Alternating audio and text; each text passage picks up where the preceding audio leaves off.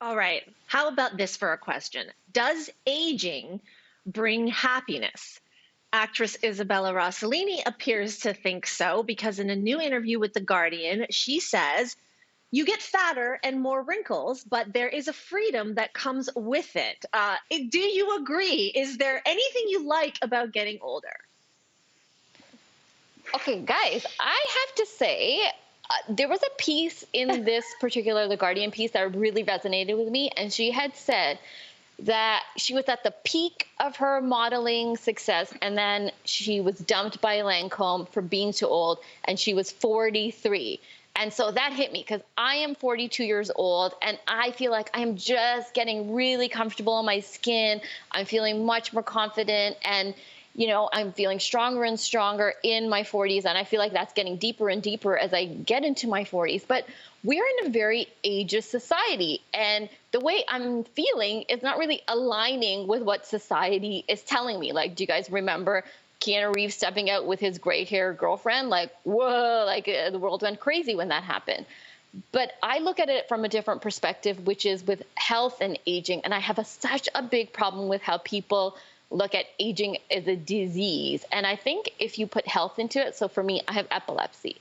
And every time I have a seizure, I have tonic-clonic seizures, and the seizures last a few minutes, but then it takes me about half an hour to 40 minutes to come to full consciousness.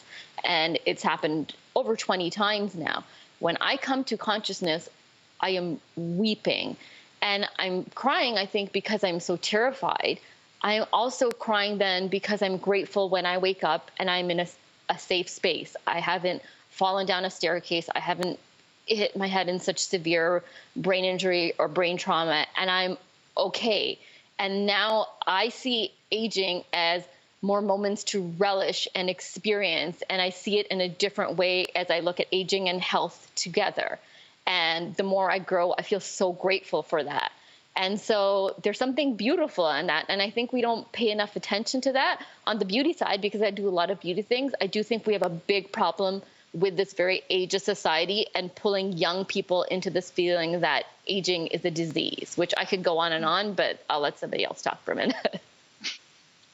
Oh, you know what, though? Well, thank you for sharing that story. I mean, I had no idea as well. I'm going to go really shallow in about 2 seconds. So you're very deep, and I'm not going to go there. Where I will start, however, is what I loved about Isabella and many women actually that we've interviewed on the show who are like, I don't care anymore. I've lived my life. I don't care what people think. I'm going to say what I mean. And that seems to come the older that you get. What's sad to me is that it seems to be women who are sort of in the sunset of their lives that have that I don't care attitude. And I do wish that me at 43 could have that now. The problem is that I'm still like you. I'm still getting going. And so much of my success depends on working with other people and therefore getting along with other people. So the I don't care attitude, I don't know that that's actually going to help me get to my goals. If you're just like, I don't care, it's only what I care that matters and who cares, whatever. The flip side is that's the wisdom part of it, right? But there's the looks part of it. And I'm going to tell you something. I'm 43, but inside I feel like I'm 16 and I work hard on my fitness. So I do want my outside to feel as good as I do in here. And in here, I'm just growing. I'm just getting going. So I am fighting what nature and pollution are doing to me. Guys, I got to give everybody a warning. I have vampire facials at least 4 times a year. So I'm going to show a picture. I'm warning you. And this is what I have to endure. But when this heals, I got the cheeks of a baby's bum. And I'm going to keep doing stuff like that because I believe in science.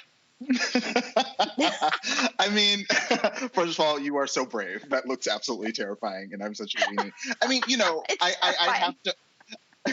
I have to own that, of course, I think our culture in terms of its feeling about ageism and aging is very different for men, and so I think it's a lot easier for me to have a different relationship to aging. I will say, as someone who's turning 35 next month, I'm a Black gay man, and I just think so often when we think about the oppression and hate and factors against, Black queer people thriving and getting to grow and live into their golden years, I just feel tremendous gratitude for every year I'm granted, frankly. You know, I mean, like, one, I'm Black, and of course it doesn't crack, and I'm fine, and I will continue to be fine.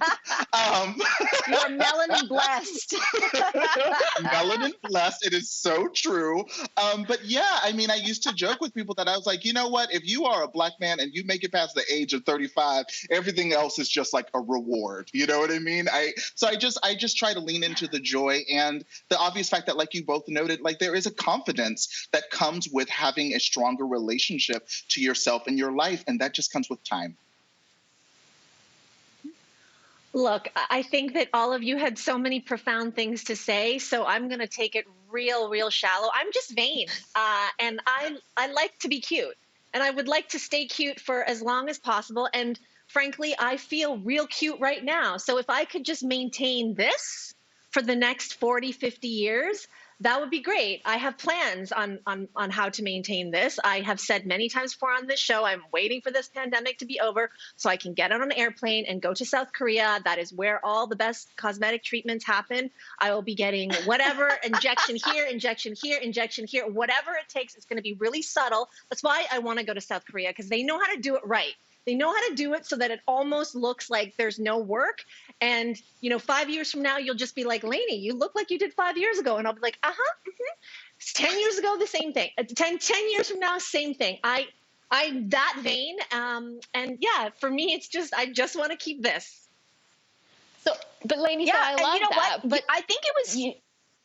Sorry, I was going to say, Lainey, I love that. But what I do worry about is the young people. Like in Canada right now, there is no age restriction or limits on injectables for Canadian children, right? So you can be any age and have these treatments done. And the way that these cosmetic companies are pushing Botox and fillers, and like we see Kylie Jenner with the lips, like, are we meant to have this from such a young age? Like have these products in our faces for like 40, 50 plus years? What is going to happen to that generation that thinks that this is normal, that preventative aging is a normal thing? It's also not accessible for many people, and then they seek out cheaper options, which is so unsafe.